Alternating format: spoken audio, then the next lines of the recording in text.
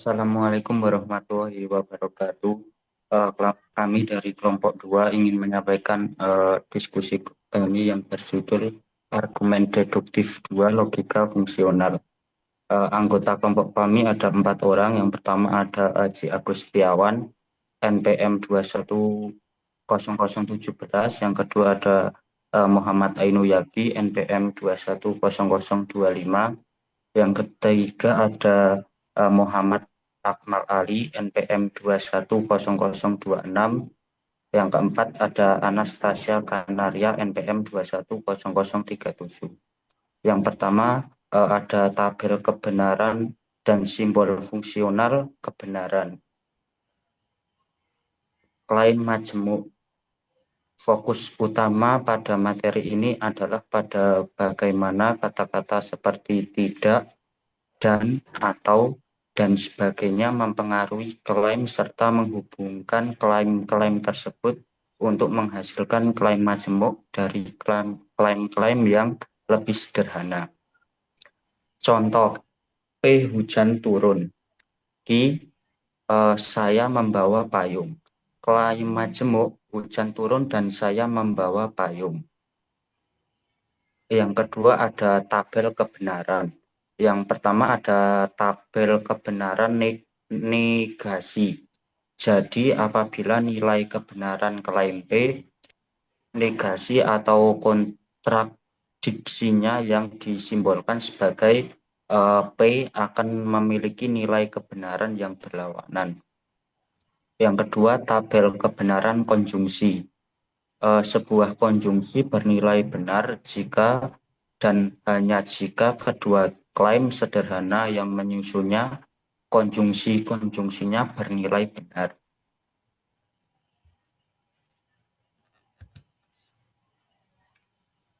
Lanjut, yang ketiga ada tabel kebenaran disjungsi.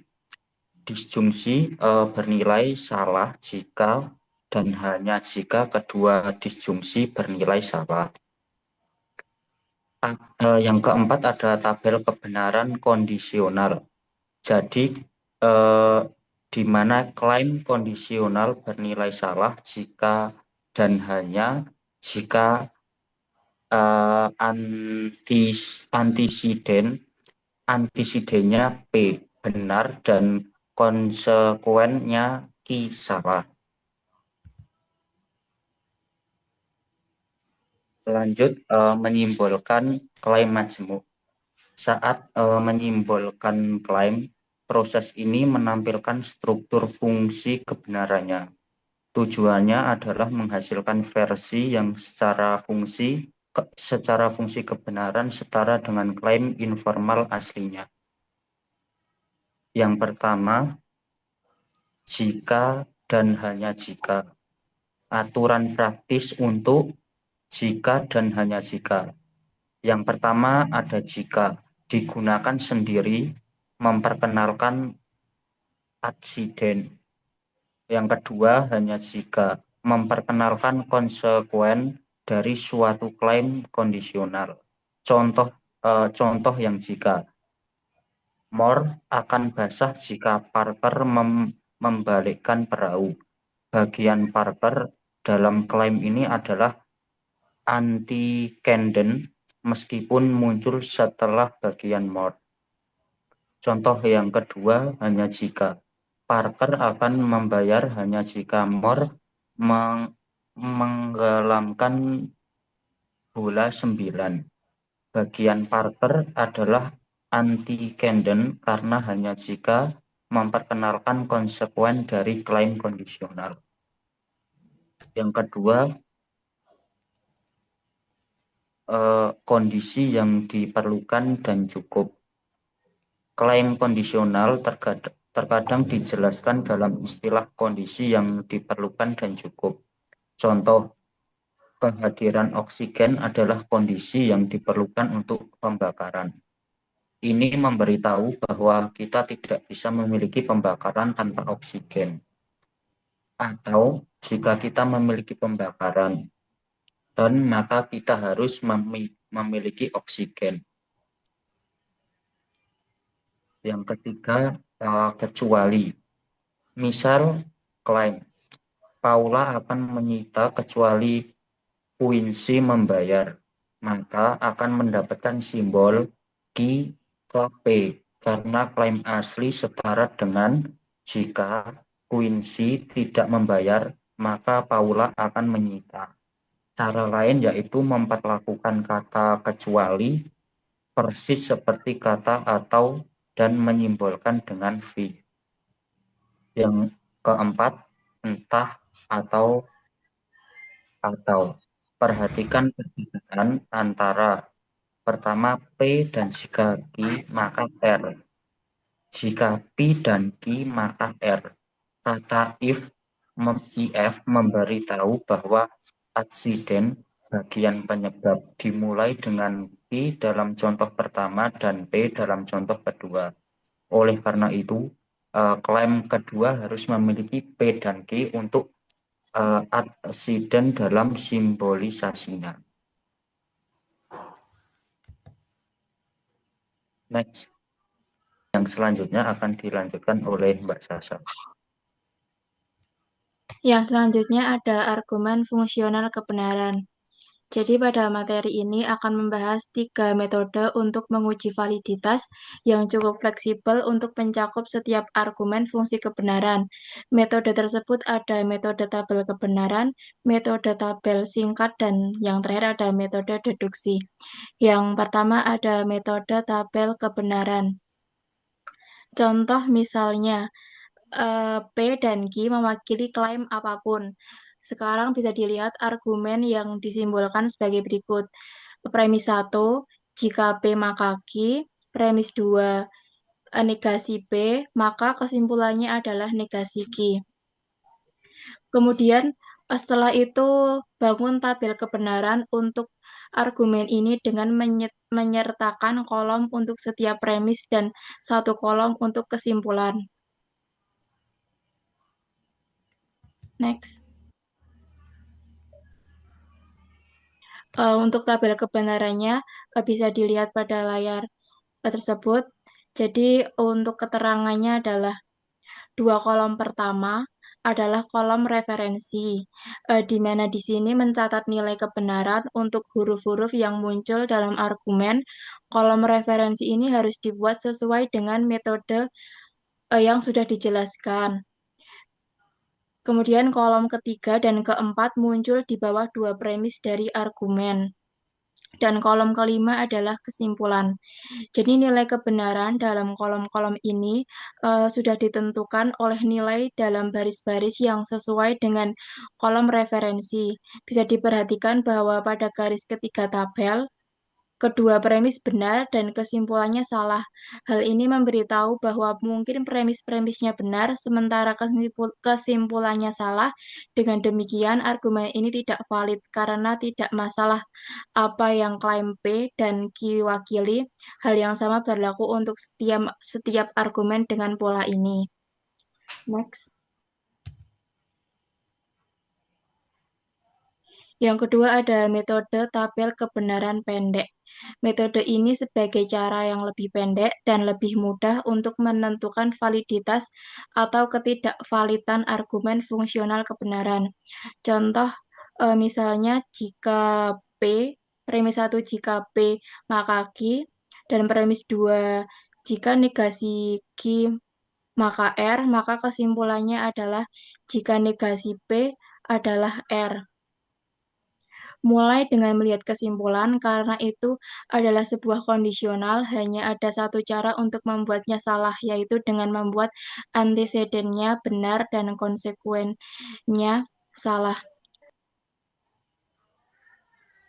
Yang selanjutnya adalah contoh lain dengan argumen yang valid. Misal premis 1, jika P atau Q maka R, premis 2, jika S maka Q, maka kesimpulannya jika S maka R. Untuk membuat kesimpulan salah adalah dengan membuat S benar dan R salah. Dengan S benar, agar premis kedua benar, maka buat Q harus benar. Maka bisa dilihat pada tabel tersebut. Namun, premis pertama tetap tidak bisa benar karena Pi atau Q benar.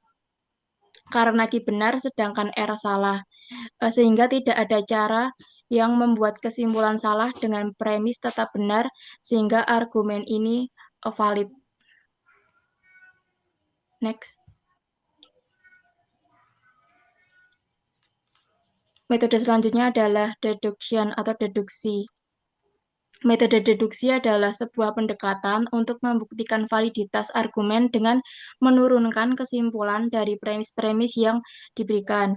Nah, meskipun kurang efektif dibandingkan metode tabel kebenaran untuk membuktikan ketidakvalidan suatu argumen, memiliki keunggulan dalam membuktikan validitasnya. Dalam deduksi, kesimpulan diturunkan dari premis melalui serangkaian pola argumen dasar yang valid secara fungsi kebenaran. Jadi proses ini serupa dengan memikirkan argumen secara bertahap untuk melihat bagaimana dengan mengasumsikan premis-premis tersebut benar hingga kesimpulan akhirnya dapat dicapai. Next.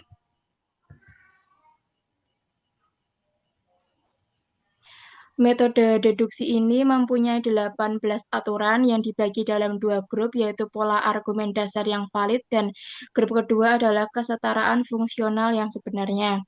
Nah, aturan pertama pada grup ini adalah modus ponens atau MP yang memerlukan dua premis, yaitu premis 1, jika P maka Q, dan premis 2 adalah P, maka kesimpulannya adalah Q.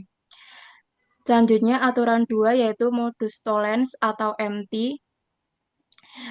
Aturan ini serupa dengan modus opponens yang membedakan hanya pada premis yang kedua. Jadi premis 1, jika P maka Q, premis 2 adalah negasi Q, maka kesimpulannya adalah negasi P. Yang ketiga ada chain argumen atau CA. Jadi premis pertama adalah jika P maka Q, dan premis kedua jika Q maka R, maka kesimpulannya adalah jika P maka R, di mana konsekuennya atau Q-nya seolah-olah menghilang. Untuk selanjutnya akan dilanjutkan oleh Mas Akmal. Yang keempat ada aturan disjunktif argumen atau DA. Yang pertama ada premis 1 P atau Q. Yang kedua premis 2 negasi P, kesimpulannya yaitu Q. Yang kelima ada aturan simplification. Premis 1 P dan Q, kesimpulannya P. Yang selanjutnya premis 1 P dan Q, kesimpulannya Q. Yang selanjutnya ada aturan conjunction. Premis 1 P, premis 2 Q, kesimpulannya P dan Q. Yang aturan ketujuh ada addition. Premis 1 P, kesimpulannya P atau Q. Premis 1 Q, kesimpulannya P atau Q. Yang kedelapan ada konstruktif dilema. Premis 1 P maka Q, premis 2 R maka S, premis 3 P maka P atau R. Yang kesembilan ada destruktif dilema.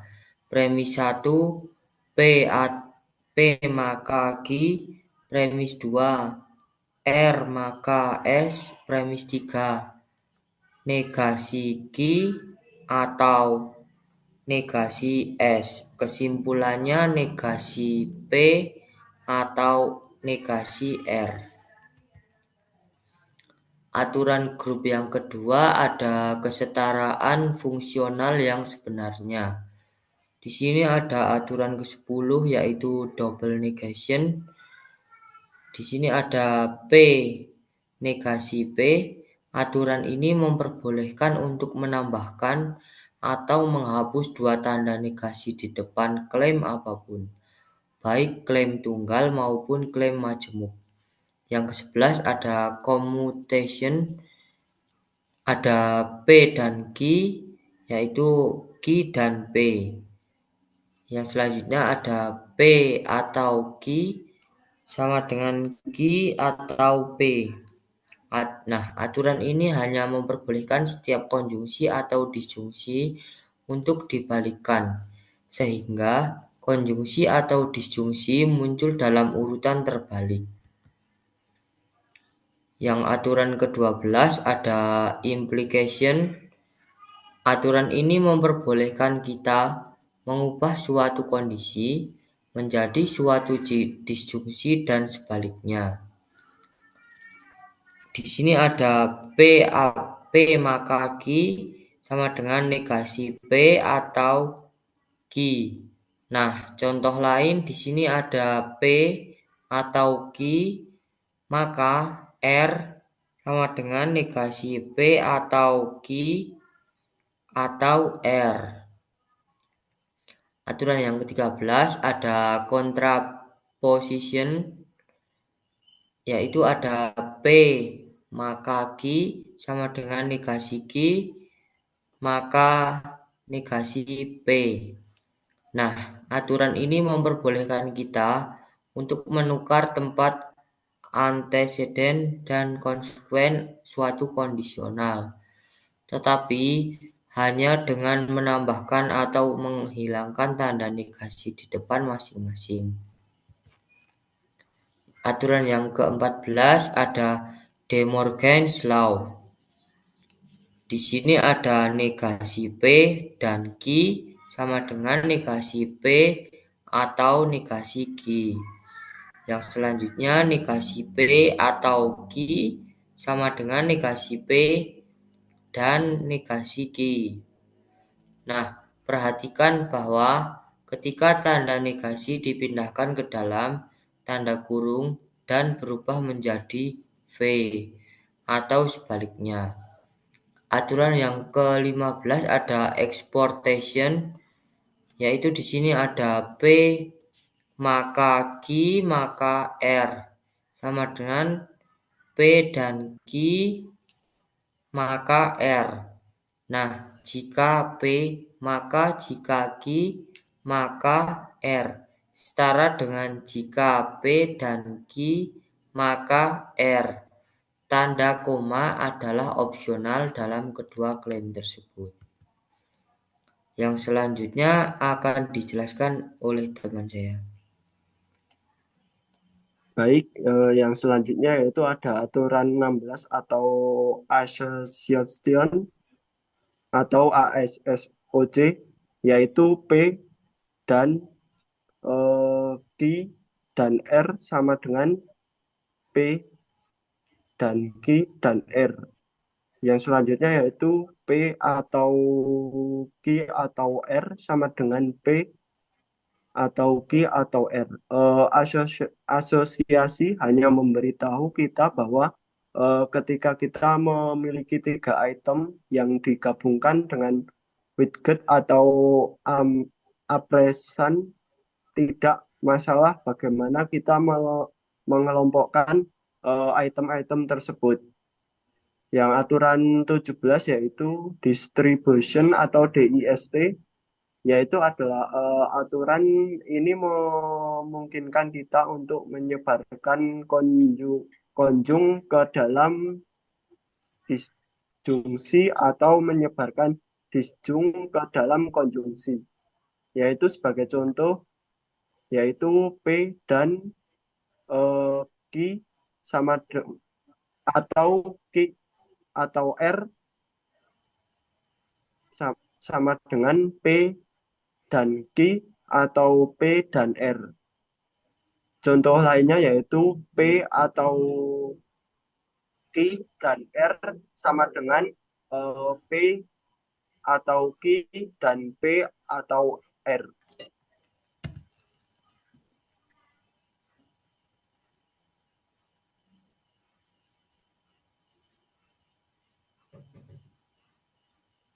Yang selanjutnya yaitu aturan 18 atau teknologi atau bisa disingkat juga TAUT, yaitu P atau P sama dengan P. P dan P sama dengan P. Aturan ini memungkinkan beberapa langkah yang jelas, yaitu langkah-langkah ini terkadang diperlukan untuk membersihkan deduksi.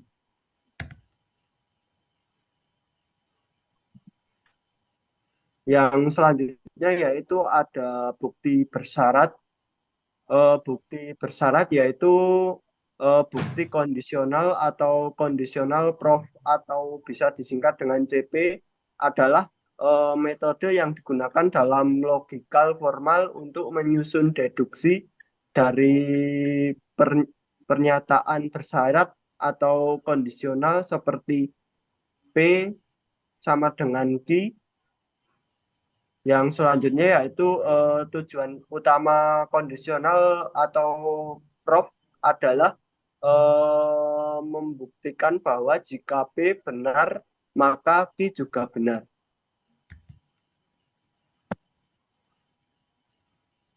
Yang selanjutnya yaitu ada cara menggunakan CP sebagai aturan baru. Yang pertama yaitu cukup dituliskan addition dari klausa kondisional yang ingin dibuktikan dengan menggambarkan lingkungan di sekitar nomor langkah tersebut dalam deduksi di bagian anatosi tulisan atau CP premis, misalnya P atau Q sama dengan R. Yang kedua yaitu Q. Yang ketiga yaitu legasi P. Ya, yang pertama yaitu P atau Q atau R ya sama dengan R adalah premis. Yang kedua Q adalah premis atau legasi P sama dengan R. Yang ketiga yaitu legasi P atau CP premis. Yang selanjutnya yaitu tulisan klausa kondisional lengkap di langkah berikutnya. Yaitu yang pertama, buat garis di margin kiri deduksi menggunakan premis dengan nomor dalam lingkaran ke langkah tempat konsekuensi deduksi tersebut diturunkan. Langkah yang terakhir yaitu cantumkan semua langkah dari nomor yang dilingkari hingga yang memuat konsekuensi klausa kondisional dan beri keterangan CP. Contohnya yaitu P atau Q sama dengan R, yaitu premis 2 Q premis atau legasi P sama dengan R. Yang ketiga yaitu legasi P, yaitu CP premis. Yang keempat Q sama dengan R, yaitu 1, 3, dan DA. Dan yang kelima R, yaitu sama dengan 2, 4, dan MP. Yang keenam yaitu legasi P sama dengan R, yaitu sama dengan nomor 3 dan 5 ya, atau CP.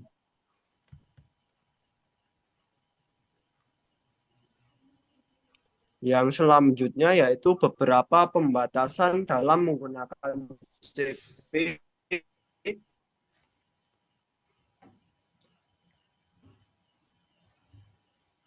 Yang pertama yaitu CP hanya bisa premis atau CP digunakan.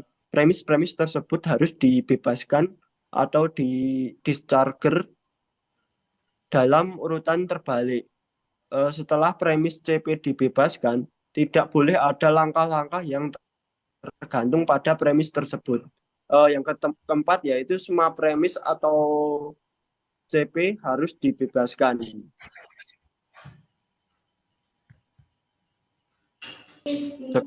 Sekian presentasi dari kelompok kami.